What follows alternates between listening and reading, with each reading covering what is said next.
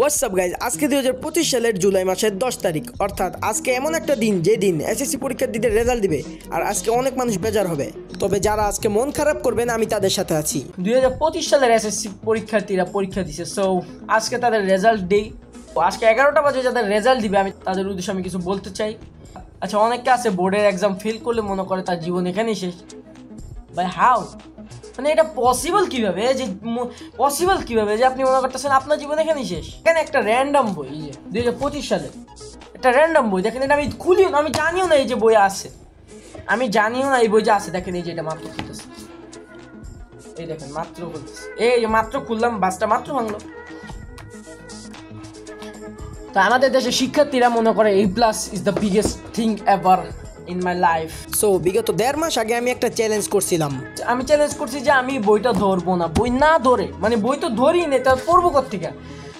ওই অবস্থায় আমি পরীক্ষা দিব অ্যান্ড দেখবো আমি ওই পরীক্ষা পাশ করি কিনা। পাস। এখন একটা ঝামেলা চলে আসছে। এখন ঝামেলাটা হলো 33 দিত পাস, বাট এখন আমাদেরকে আলাদা আলাদা পাস করতে হবে, রিটার্নে আলাদা পাস করতে হবে আর MCQতে আলাদা পাস করতে হবে। বাহ ভাই, তা আমি তো এটা আবার জানতাম না, সব পরীক্ষা দিলাম না পড়া কিছু নিজের থেকে, যেটা হওয়ার এটাই। আমি ভাবছি, আমি দেখতেছি যে আমি আসলে কি ফেল করে পাস করি।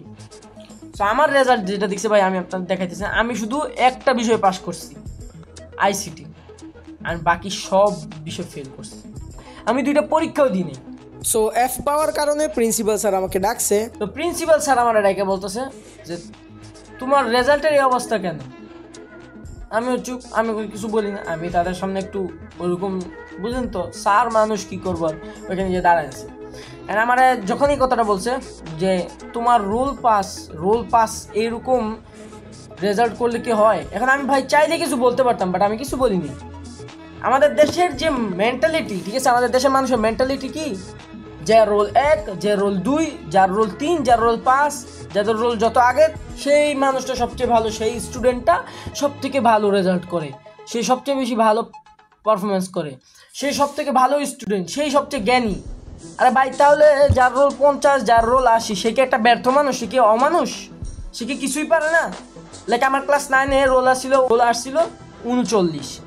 39 থেকে আমি তো 5-এ আসছি, ঠিক আছে। তো যাই হোক, তো আমি কি 39টা, তাহলে যারা আমার ওই 39টা থেকে আমি ওই সময় খারাপ স্টুডেন্ট ছিলাম? অনেকে তো ভাই একদম লাস্ট থেকে প্রথমে এসে পড়ে। রোল দিয়ে কোনো কিছুই হবে না, ঠিক আছে। রোল দিয়ে কোনো কিছু আসা যায় না, A+ দিয়ে কোনো কিছু আসে যায়। ওই চ্যালেঞ্জটা করছি একমাত্র আমার ভিডিও বানানোর জন্য, বাট আমি ভিডিও বানাইতে পারিনি। আমার কিছু কথা, বেশি কথা নেই।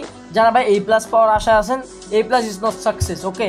আপনি বললেন আমার সার্টিফিকেট আছে, দেন আমার একটা চাকরি নেন, চাকরির পিছনে ঘুরবেন, অনেক ভালো ছাত্র আপনি, একদম 100-তে 100 প্রত্যেকটা বিষয়, 10টা বিষয় ধরুন পরীক্ষা দিচ্ছেন, 10টার মধ্যে 100-1000 পাইছেন, ঠিক আছে, একদম হাই লেভেলের ছাত্র, পুরো বাংলাদেশের সবচেয়ে টপার আপনি আপনার সার্টিফিকেট নিয়ে গেলেন, বললেন স্যার আমাকে একটা চাকরি দিবেন প্লিজ।